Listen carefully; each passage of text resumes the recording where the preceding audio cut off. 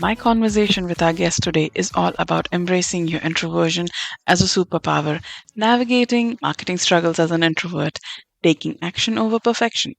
We also talk about building connection through conversations, leveraging social media as an introvert, and so much more.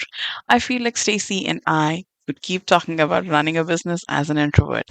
Stacey Hagen is a trauma informed holistic business coach for purpose driven coaches, creatives, and holistic entrepreneurs.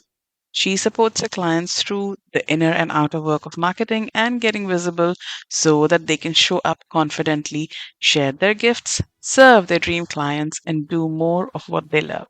Let's dive into today's conversation.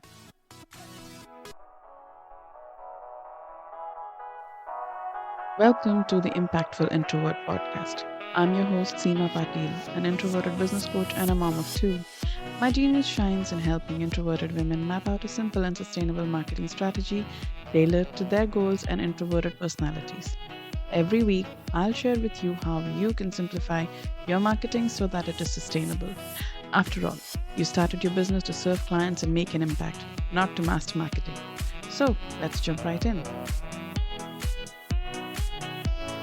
Welcome to the Impactful Introvert Podcast, and welcome, Stacey. Thank you for being here. You're my very first guest on this podcast, and I want you to tell our people about you so that they can get to know you a little bit. Yes, well, thank you so much for having me, Seema, and I'm honored to be your very first guest here too. So I'll share a little bit about myself. So I'm an introvert as well.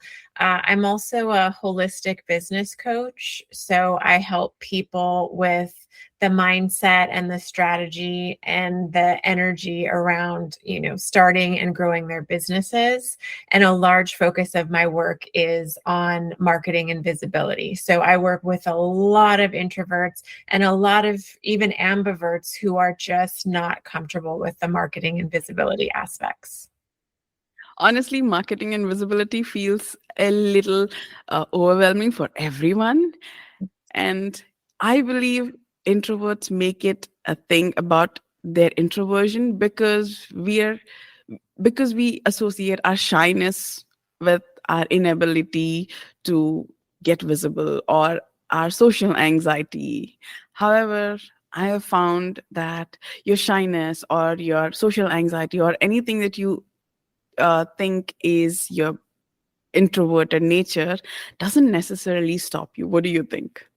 Yeah, I agree with you. And I don't like to think of it as being a weakness or anything like that. Like, it doesn't have to be anything that holds you back. And one of the best definitions of introversion that I've heard is that, introverts, we get our energy from being by ourselves, where extroverts get their energy from being around other people. So that says nothing about your ability to speak or do a video or show up on Instagram at all. It's two separate things, I think. Yep, absolutely. Yes. Yeah. Yeah. And I think the more introverts can stop seeing introversion as a weakness, it literally is it's just a description. You don't have to make it mean something about you. The more we can kind of free ourselves from that, the better. Exactly. I mean, extroverts can also be shy and not want to be in a public setting, but they need to have conversations with people. They need to talk to people just to feel energized, just to feel that they did something that fills their cup today. Right. And just because they're an extrovert doesn't mean they're good at speaking or good at, Yes. being, doing lives. It is a skill for anyone to learn. And I've even heard some public speaking coaches say that introverts often make better speakers because we prepare, right? Yes. Do the work and prepare in advance. Exactly. I mean, yeah, and it is nerve-wracking for anyone to go out and talk in front of people because we don't want to make a fool of ourselves or we don't want people to think that we're not smart. So there's a little bit of fear Mhm. which has nothing to do with being an introvert, which has nothing to do with being to be able to manage your energy when you're around people. Totally agree. The fear is just about being a human. I mean, Yeah. of course it's scary. Like, especially if it's something you've never done before. Like, of course it's scary to go live in a, random platform where you don't even know who's watching you. Like, that's normal. I mean, it's scary for extroverts too. Exactly, exactly. So, I would like to start off with one question about you. What is one thing about you or your work that is not really very well known to people, but you want people to know about you now? That's a good question. I actually became a coach in 2015, and I was a life coach before I became a business coach. And I, probably like many people listening to this, I almost thought of my introversion as a setback. And so I didn't really own it. And yet I also struggled with marketing and visibility. And not until I was kind of on the other side of that struggle did I realize, oh, I should just really be open with this. Like, I was an introvert. I definitely struggled with marketing and visibility. I wouldn't even go live in a Facebook group. I said I would never do a webinar, and now I've done those things multiple times. So just owning our struggles, I think, is really just a key thing to do. Yes, absolutely. I mean, all of us introverts will have said something similar to that. Like, I cannot be social. I cannot be on stories. I cannot. We put so many restrictions on ourselves because we think we can't do it.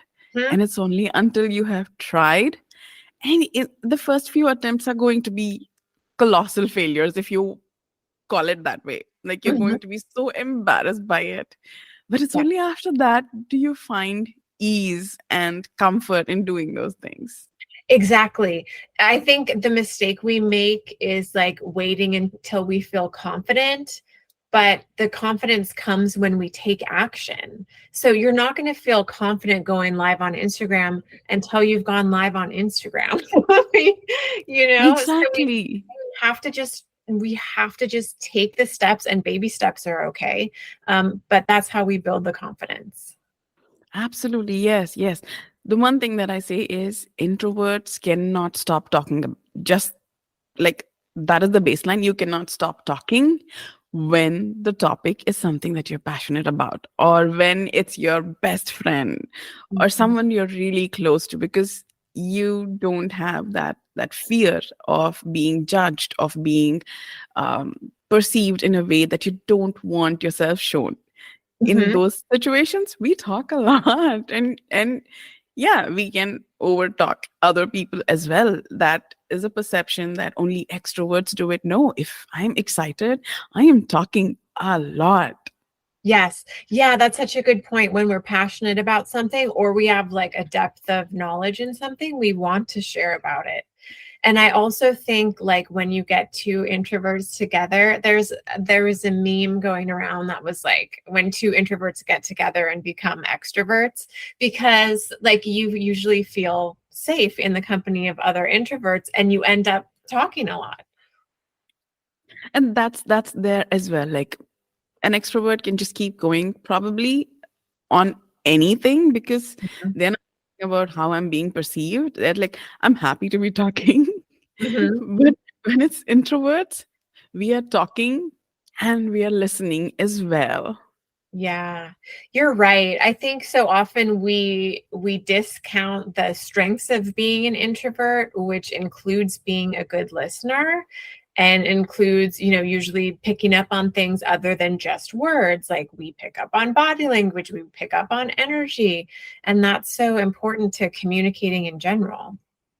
And yes, absolutely. And that comes in handy, especially when you're in sales conversations. Like, as an introvert, you could be telling yourself, I'm terrible at sales. I cannot ask someone to pay me. It feels very uncomfortable. Yes.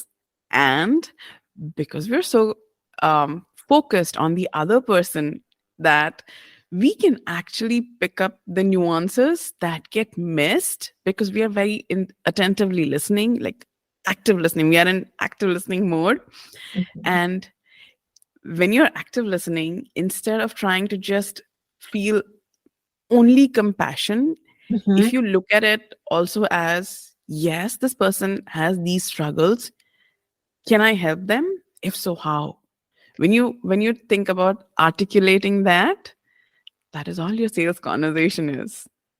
Yeah, I really agree with you. I think it's a real big strength on sales conversations, even though we probably wouldn't think about that. But I would bet that in sales conversations where the extrovert is the salesperson, that they're dominating the conversation. They're probably talking most of the time, whereas probably most introvert sales led conversations, the other person is talking more and the introvert is like listening, synthesizing the information and being really thoughtful about what they say back. And to me that would be a much more effective sales call, like for the client, for the person on the other end of the line. Absolutely. Yes, yes. So, um, what is one thing that you think as an introvert someone can do to have a strong sales conversation? Oh, that's a good question. I think one thing they can do, and this works for sales conversations, but it could also work for going live on Instagram or anything else, is just to take that time to get centered beforehand. And maybe you step away from your desk and you do some deep breathing. Maybe there are some mantras you say to yourself, to kind of just give yourself that support. I think that will really help prepare. And then I think the other piece of it is like you said, active listening and trusting yourself. Like trust yourself to listen and respond to the person on the other end.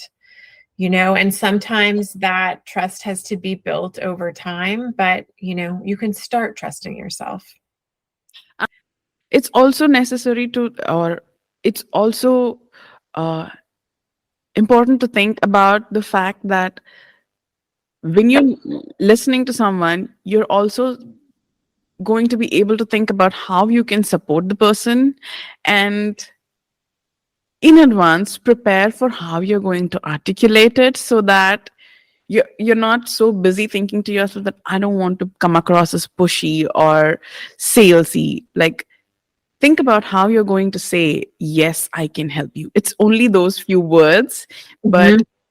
use the uh, examples or scenarios that the person on the other end is talking about Mhm. to say that, yes, I can help you. That is what a lot of people forget to do in sales conversations. But since we are so good at listening and we are analyzing the information that is given, it becomes easier for us. We just have to pay attention that we're not trying to be pushy or salesy or anything. We're just Mhm. trying. Yeah, such a good point. And I think introverts can reassure themselves that they're probably not being pushy or salesy, right? That's usually not, we usually err too far on the side of caution. So, but like you said, I think, when I think of a sales conversation from the perspective of the coach or the service provider, it's really to figure out two things, like, can I help this person? And do I want to help this person? To me, one is a fit, strategically, can I help you? And then the other one is more of a personality fit. Do I want to help you? You know? Absolutely. And So both important. yeah, both of those are questions you want to answer for yourself. And if you're in your head thinking, am I being pushy? Am I being salesy? What do I say now? You're not figuring out the answers to those questions.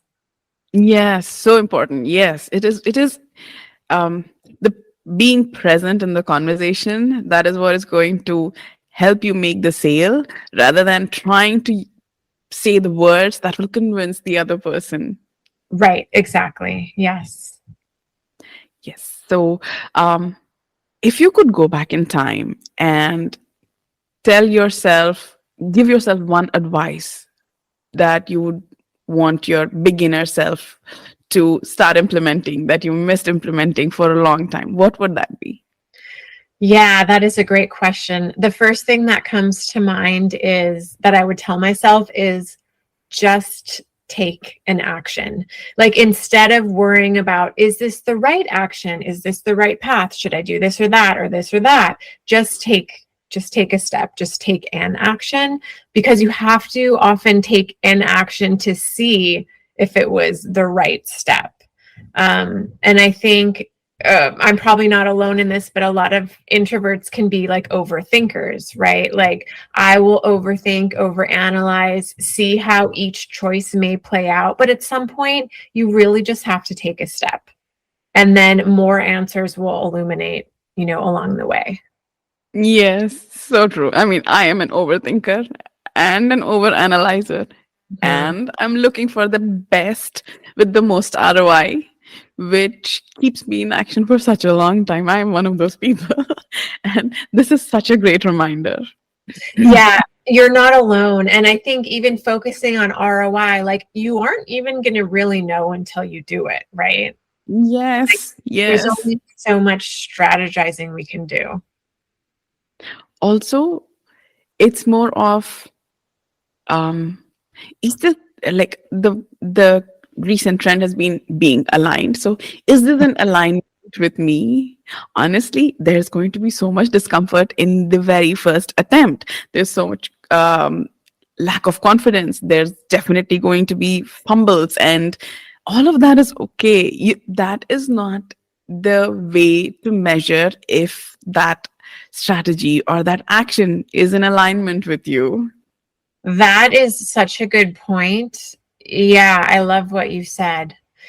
Yeah, it's so important. Like the results of the thing or the fear or the failure or fumble or whatever doesn't mean that the thing was not aligned necessarily. Yes. Yeah, I think that's kind of this spiritual myth that if it's aligned, everything will go perfectly.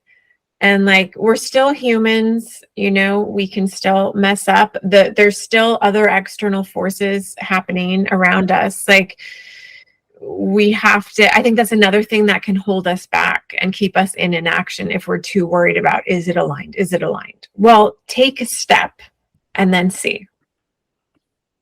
Exactly. Like if you have, okay, let's not even go bike riding. If you have learned to walk, Mhm. it took you weeks and months even, and that never meant it wasn't aligned, that you were not aligned to start walking.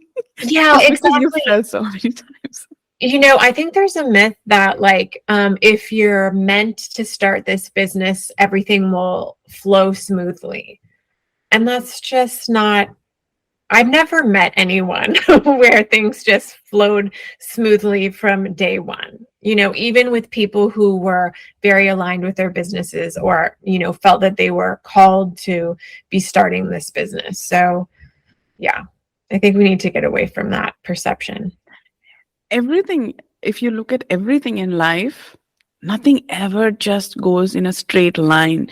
There's Mhm. ups and downs. And yeah, it's the same with your marketing. It's the same with running your entire business. It's the same with hiring people. Every new thing has ups and downs, or everything has ups and downs. Even when you've been in business for a while, you Mhm. will still, like, that has been my experience. I've been in business since 2017, and I started as a developer because that was the most natural thing. I'm a software engineer by qualification, so that felt hard in its own, and I was signing clients, yet it felt hard. And when I pivoted to business coaching as well, it feels hard. Every now and then I'm like, I don't know anything, and Mhm. here I am sitting and coaching other people with Mhm. their marketing, and I am thinking, what am I supposed to do? How am I supposed to market? Like, Mhm. you can Yeah. always go back. Yeah. I think anytime you're doing something new, that's going to come up, right? Because just simply because you're doing something new. So, and I think the more we can think of business, but especially marketing, like an experiment, like I'm going to experiment, I'm going to try TikTok, or I'm going to experiment, I'm going to try going on podcasts, or I'm going to try this new thing I've never done before. Just think of it as an experiment. It just takes the pressure off. You're just seeing what sticks and what doesn't. It's not always about like, oh my God, this has to work, you know? Yes, yes, exactly. Such a good point. Such a good point.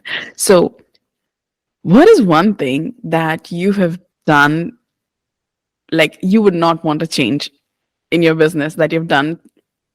You figured it out, and then you're so happy or you're so proud that you chose that action or that path for yourself. Yeah, I think of two things. I mean, one is a little more general, but just staying the course.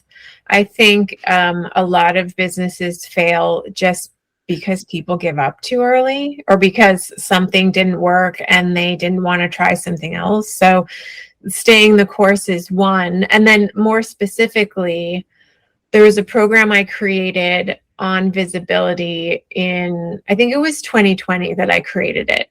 And this idea kind of came to me like in a meditation. And then I kind of tested the waters with it on Facebook.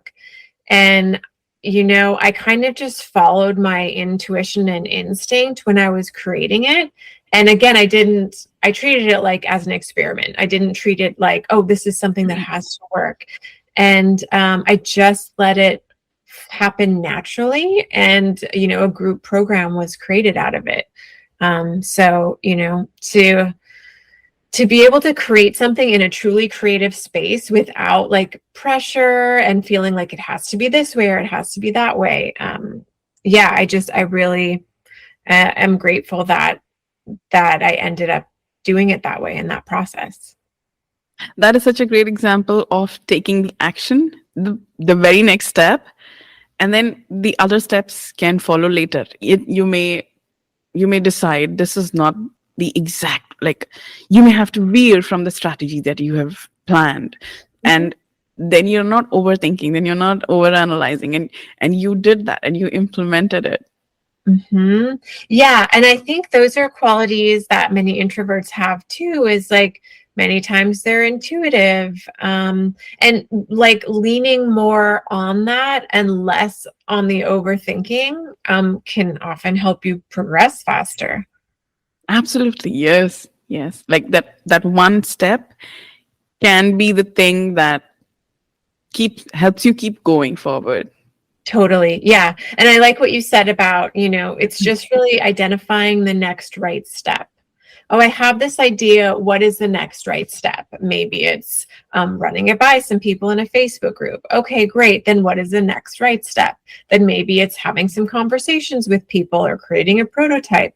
But that's how things are built, is in a step-by-step process. Yes, yes. Not knowing everything, like you don't need to know everything.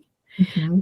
I want to touch upon this topic of having conversations because I know that is one thing that as introverts get stuck when we are new to business. So, can you elaborate a little bit on how you connect with people?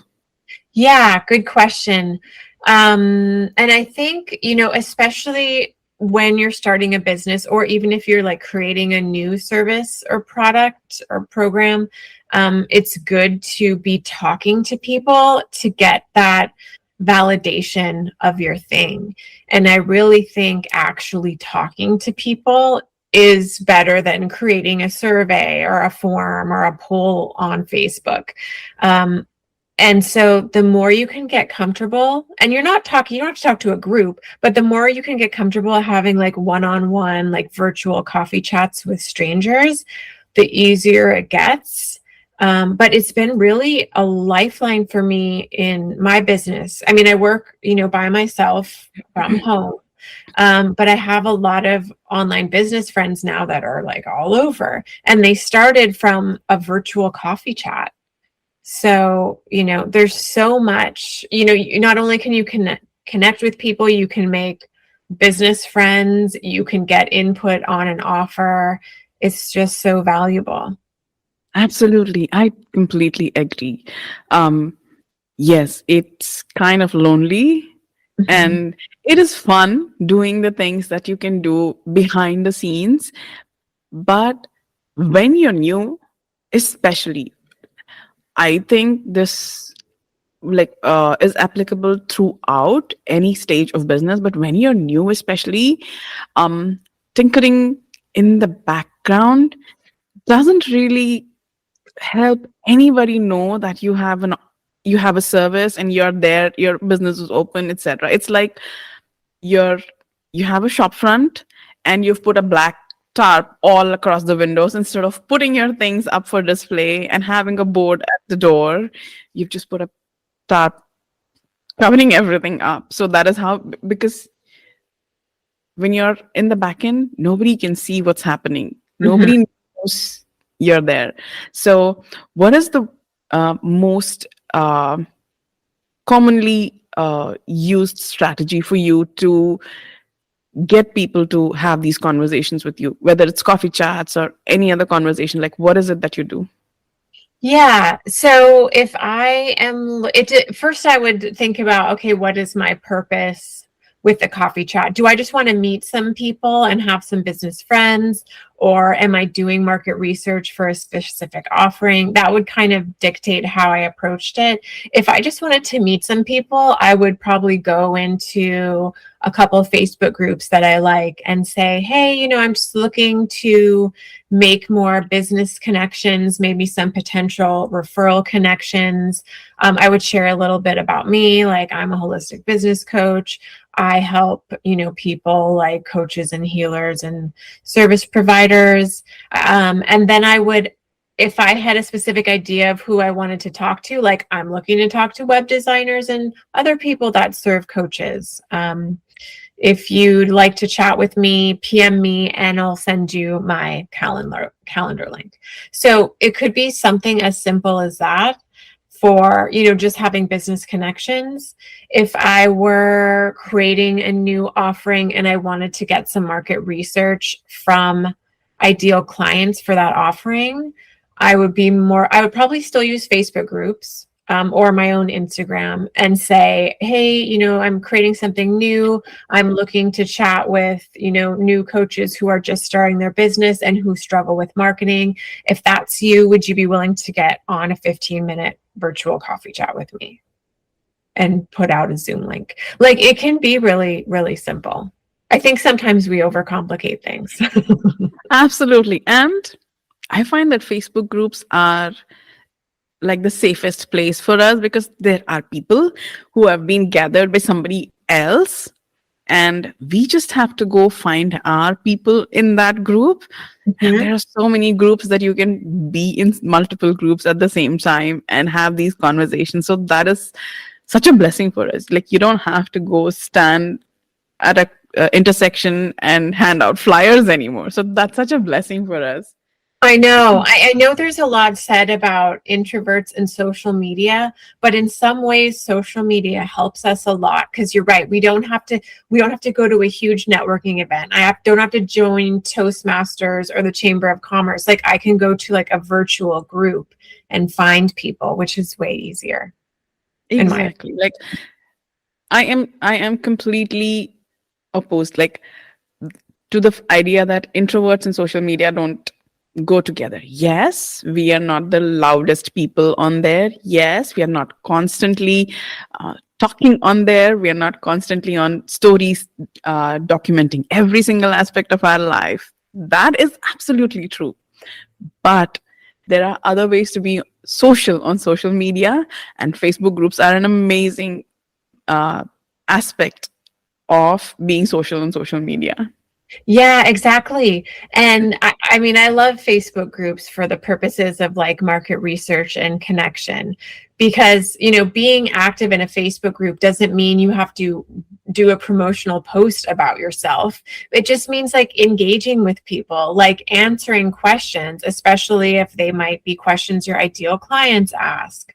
I mean, there's so much value and information in groups. Absolutely, yes. And you don't even have to um there's no pressure of having to start a conversation or having to end a conversation or having to take a conversation, and like face to face, you might feel awkward that how do I say, okay, this is it, this is how Mhm. much I can talk and walk away. But in Facebook group, that's so easy. Like your Yeah. struggle of networking is reduced by at least 50% because you can come sign into the app when you're ready for it and Mhm. then go take your time and then sign back in again when you're ready, and Yeah. yet the conversations can continue. Yeah, that's a really great point that you make, because we can kind of network on our terms and socialize Yes, on our terms. And we when it becomes too much, we literally just close down the browser window. exactly. Yeah, I love that. Yeah. So I had a lot of fun talking to you, and I want to know how people can find you, where they can find you. Yeah. So my business is named Create Coaching and Consulting. So my website is createcoachingconsulting.com. And on my website, I have a free quiz that will tell you your best ways to market yourself based on your strengths. So for anyone who feels trepidation about marketing, that's a good quiz for you. I'm also on Instagram. My handle is at create_coaching. Okay, I'll put all of the information in the show notes and I'll put the link to the quiz especially because I know I'm interested in taking the quiz. So Cool. let's put that in the show notes as well. Um okay, so what is one book or podcast that you recommend for introverted ladies? That is a good question. And I love that there are so many more resources out there now for introverts than there were years ago. So there's a ton of introvert podcasts. As far as books, and I don't know that these are introvert specific books, but just books that I have appreciated. One is The War of Art by Stephen Pressfield, and he talks about the resistance that comes up when you're doing very heart-centered work. So I think anyone who's experiencing resistance, that's a good one. And then I also love Big Magic by Elizabeth Gilbert. It really just kind of helps you get into the creative space. And she talks a lot about creativity and fear. So that could be a great one for introverts or anyone. Thank you. I'll put those also in the show notes for our listeners. Thank you so much for your time, Stacey. It was really fun talking to you. Two introverts having conversations and having fun. That is possible. Two introverts becoming extroverts. But thanks for Yeah. having me, Seema. I really appreciate it. Thank you for listening to this episode of the Impactful Introvert Podcast. If you want to share your views, opinions, or ask me questions, then please send me a message on Instagram. My handle is Seema Pateel. See you in the next one.